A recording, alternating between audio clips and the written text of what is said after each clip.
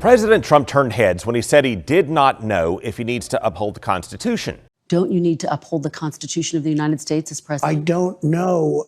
Of course, after taking an oath to uphold the Constitution. Preserve, protect, and defend the Constitution of the United States. Which raises speculation that Trump may either not understand or not wish to follow our nation's bedrock principle of due process. I was elected to get him the hell out of here, and the courts are holding me from doing it. They were specifically talking about his deportation policies and whether the rule of law should apply to non-citizens. And on that point, the Fifth Amendment states, quote, no person shall be deprived of certain right. That is, all people in the United States, not just citizens, shall receive due process of law, meaning that we have these established rules to resolve legal issues that are equally enforced, independently adjudicated, and consistent with basic human rights. Your Secretary of State says everyone who's here, citizens and non-citizens, deserve due process. Do you agree, Mr. President? I don't know. I'm not a lawyer. I don't know. But this does not necessarily mean Trump plans to deliberately upend the Constitution. It might say that, but if you're talking about that, then we'd have to have 1 million or 2 million or 3 million trials. And for context, this has come up a time or two before, going back to Trump's first term. Back then, Marco Rubio promoted red flag laws to confiscate guns from people who pose a threat to themselves or others through due process. You have to go to court. Okay, this isn't just willy-nilly. A lot of people are concerned about that. There is due process. It's strong due process. While Trump said he wanted to take guns first and skip due process. Take the firearms first and then go to court. It takes so long to go to court to get the due process procedures.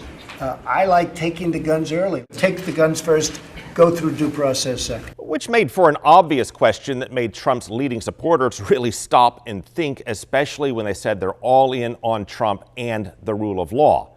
Here's former State Attorney General, now U.S. Senator Ashley Moody. I believe in the rule of law. I believe in remaining true to doing everything in our power to enforce it.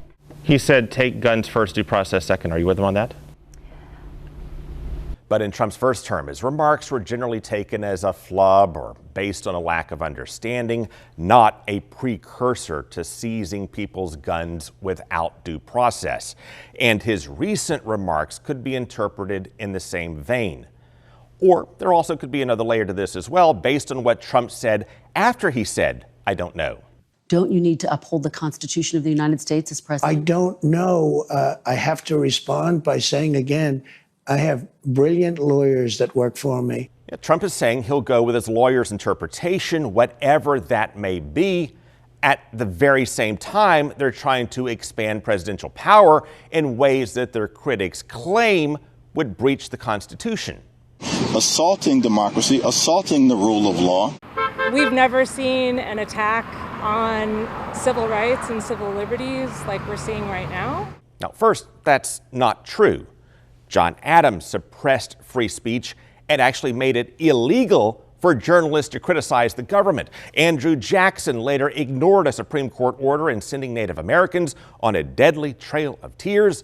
And Lincoln suspended due process in court in a nation at war with itself over states' rights to keep slaves. People on both sides of the aisle do tend to forget or may not know. We've never seen an attack on our country's democracy the way we've seen now, or the rule of law. But back to the broader point, Trump is facing a flood of lawsuits over the limits of his authority under the Constitution. So he may want to defer to his lawyers on questions about the Constitution as all this plays out. Because we're in the process of finding out how much or how little power a president has. And that's kicking off a lot of sparks right now in Washington. Do you believe that the Constitution grants everyone in our country the right to due process, including non-citizens? The administration has the authority to... Ma'am, I'm looking for a yes or no question. Yes or no. Do you believe the Constitution... Yes, ma'am. Do you... We have not conducted reclaiming my time, Mr. Chairman. In President Trump's first 100 days, he got sued nearly 200 times. Here, the green squares... that marks rulings in his favor, red rulings against him, and yellow still pending. And some very big questions still hang in the balance, like Well, can the president nix funding for PBS that Congress had already approved? Can he abolish birthright citizenship? And does he have to make any effort specifically to return someone that his administration deported by mistake?